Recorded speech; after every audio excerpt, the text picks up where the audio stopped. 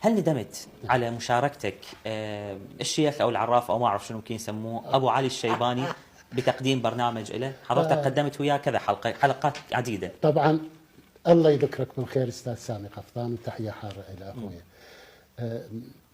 هو ورد قال لي انا اريدك بس تشتغل كم حلقه، يعني عندي شغل بمصر وارجع.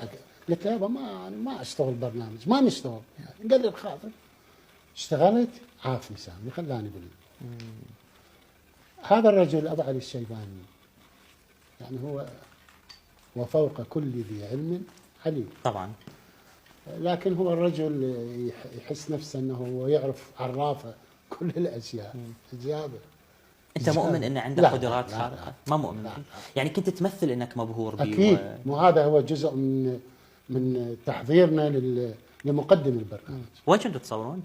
والله غالبيه اول شيء كنا بسوريا وبعدين بيروت بالفيلا مالته صايره فوق قريب المطار مال بيروت. نصور هناك، نصور 5-6 حلقات وارجع للعراق تنبث وراها هماتي. بس على كل يعني انا عندي سر انه مره كنتوا تصورون باحدى المحافظات بدون ما تذكر اسمها وصار وياك موقف كلش غريب يخص هذا الموضوع. والله هو ابو علي الشيباني عنده سحر على الناس. هيك اللي اشوفه، بحيث انا من طبيت بهاي المحافظه الناس تركض وراي تمسح بي وكانه اني يشدوني يعني. بايدي يشدوني بايدي علق. يابا انا مالي، انا رجل مقدم برنامج. لا فدوه انت الريحه مالته.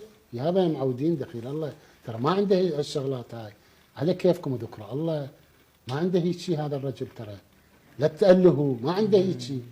كل واحد يعطيني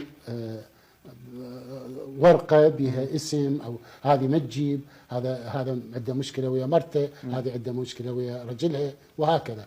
يا باشا هذا ما عنده هيك. على كل الله يجازيه بالخير. لكنك ندمت على هذا الموضوع. طبعا انا اعتذر قدامك وقدام المشاهد الكريم انه انا فتره طويله اشتغلت ويا ابو علي الشيباني.